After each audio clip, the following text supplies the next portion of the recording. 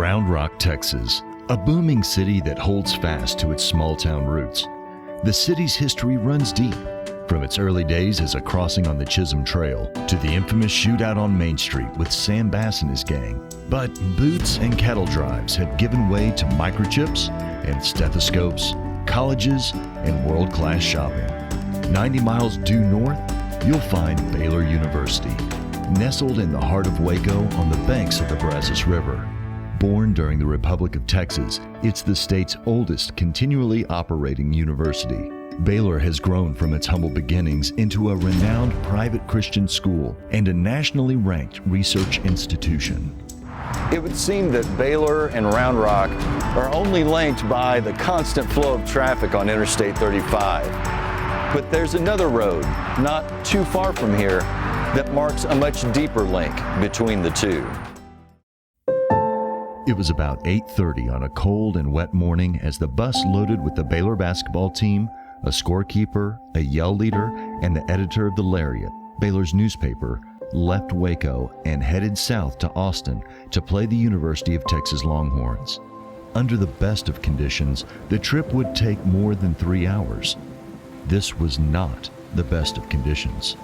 3.5 hours into the trip and still 22 miles to go, the bus pulled into Round Rock.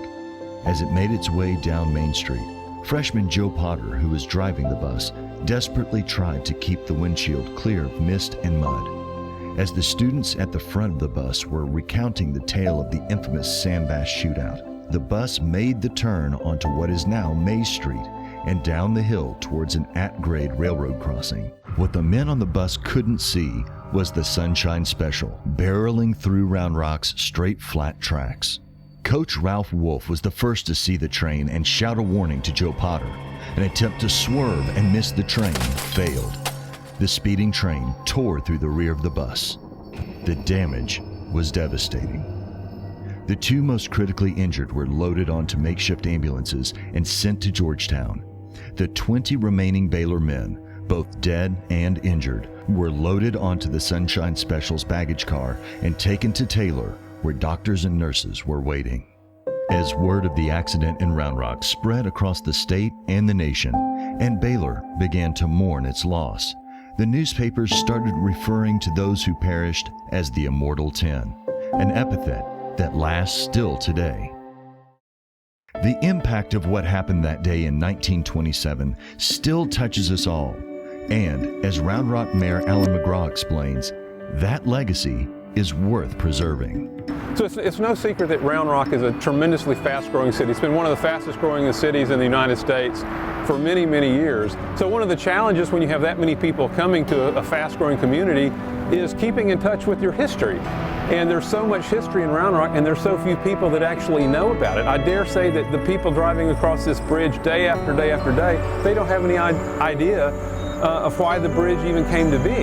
And so now it's trying to go back and bring attention to a very historical event that was a very tragic event, but it really had implications not only for the state of Texas, but it all across the nation. And that's the Baylor bus accident from 1927. And that incident really did, probably the straw that broke the camel's back is probably the way to put it, for getting people to really talk about and debate at-grade railroad crossings across the nation, and it was an impetus for doing that. And so it really is a historical event, not only for us, but for the entire nation. So it seems to me if you really want to draw attention and create a tie to history for a fast-growing community, we needed to do something to really immortalize this event, and by doing something really major on the bridge and drawing people's attention to it, suddenly they'll understand why it was here, they'll know why it was here, and they'll be able to reflect on the lives of the young men who were lost here. The Baylor School song, that good old Baylor line says, "We'll fling our green and gold afar to light the ways of time."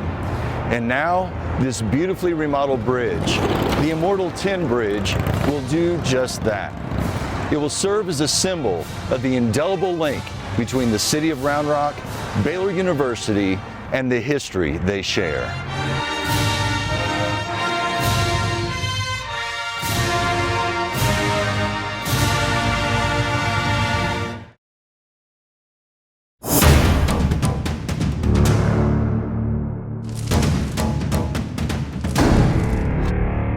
Round Rock sits on one of the busiest stretches of interstate in the country. You don't have to live here long before you see, or have, a close call on 35. Add the element of night to all that traffic and speed, and the results can be devastating. But the Round Rock Fire Department is ready to respond, keeping their skills sharp with intense, realistic training. Tonight, it's a crash involving 4 vehicles, multiple victims, 2 separate scenes, and a lot of unknowns. As lights and equipment flood the area, quick scene surveys are made to determine the number and location of patients, and a rescue plan, including a Plan B, is made for each site. Without hesitation, the firefighters execute the plans, working quickly to stabilize the smashed cars to ensure a safe rescue, both for the passengers and the firefighters. As the final supports are put in place at Scene 2, an ejected passenger is found behind the concrete retaining wall. Treatment begins immediately. It's a grim reminder of just how important seatbelts and car seats really are. With the vehicles secure at both sites, the heavier equipment comes in to cut open and peel back the twisted metal. The team at Scene 1 works a tricky situation. A telephone pole has impaled one vehicle and is making access to the driver tough. At Scene 2, they work to save a child still strapped in their car seat, wedged inside the wreck. Over here at Scene 2, the baby is out and safe, but now the tricky part really starts for the Round Rock Fire Department, working on the lower car where the adult victim is still pinned inside. Working against the guardrail, the position of the patient, and time, the firefighters quickly revise their plan to safely extract the adult trapped in the lower car.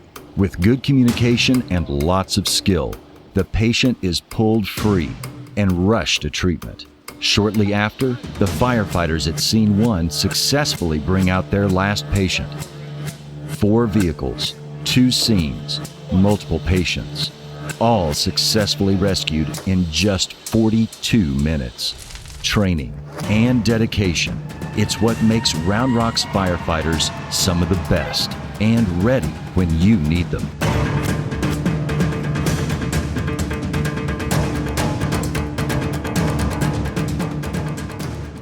Tired of getting that property tax bill and wondering what in the world you're paying for? Well, wait no more. Hi, I'm Ron Pitchman, and in just 60 seconds, the city of Round Rock is going to let you know what you're going to get for an extra $60 next year. 60 seconds? Gosh, that's only a minute! Exactly. For just 12 easy payments of just $5 a month, this is what you'll get. 4 new school resource officers, 3 new police officers, 3 civilian call takers, an additional mechanic to take care of our growing fleet of public safety vehicles, another inspector to make sure all the new homes and buildings are built right, admin staff in our general service office, and nearly $2 million in street maintenance. Wow! But wait, there's more! More? Yes, more. That extra $5 helps pay for the bond projects you voted for last year. New trails, new fire stations, a public safety training facility, expansion of Rock and River, more fields at Old Settlers Park, and even more new trails. The cost of the 4 school resource officers will be shared with the Round Rock Independent School District. This offer only good for City of Round Rock residents. For full details, go to roundrocktexas.gov/budget. I know, it sounds a little too good to be true, doesn't it? And while we are having a little bit of fun with our budget video this year, there's nothing in that infomercial that wasn't 100% accurate.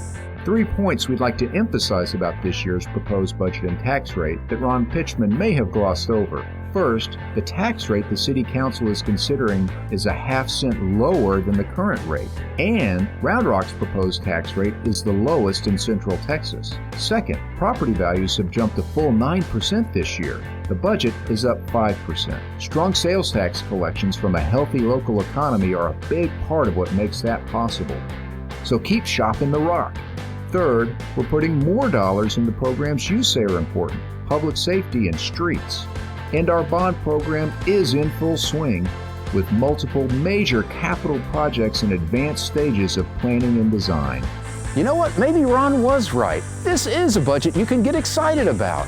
That's amazing! Go to roundrocktexas.gov/budget today.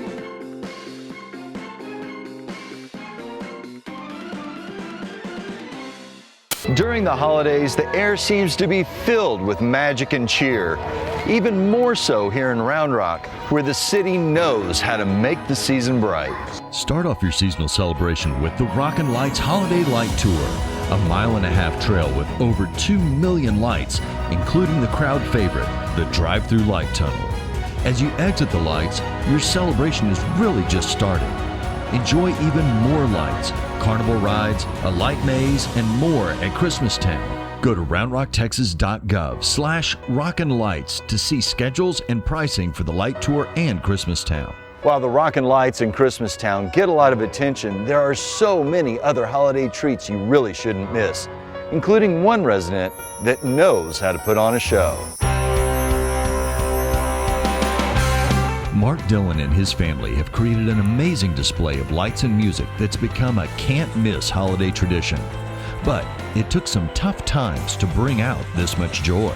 We were victims of Katrina and we had lost everything. So that Christmas after Katrina, my kids never had a Christmas. So that kind of stuck with us. So we had the idea of maybe we can do a display and maybe bring some cheerful and joy to the people of Round Rock and to the surrounding areas. And it has just grown into this massive, beautiful, insane Christmas display. It takes more than a month to set up, but Mark says it's totally worth it to see the smiles on all the faces. And with the display's growing popularity, it's turned into an opportunity to serve the community by collecting toys for local charities. Go to elfus.com for directions and donation information. Another great holiday freebie is hitting up Santa's Wonderland at Bass Pro Shops. There are free games, crafts, and of course, pictures with Santa. And before you wrap up your celebrations, come unwind in downtown Round Rock. You'll enjoy all the beautiful decorations in a relaxed atmosphere that makes you feel right at home. When you're here, be sure to stop by Art Space located in Main Street Plaza and see the wonderful holiday model train display. It's a real treat for the young and the young at heart. There is so much to do and see. What's your favorite? Tell us in the comments below, or leave us a picture of your light display. From all of us at the City of Round Rock, to you and your family, happy holidays.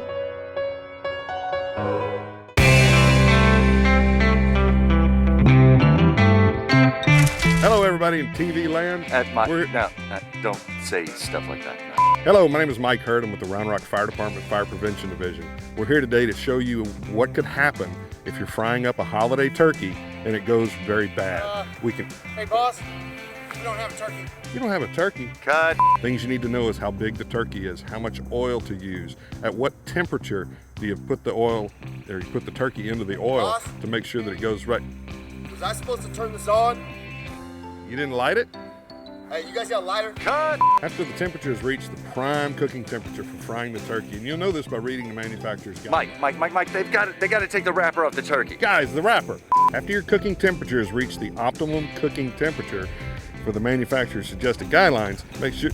So what I want to do now is show you what happens when you do the wrong thing, and that's put a frozen turkey in an overfilled bucket full of hot oil. Go ahead, guys.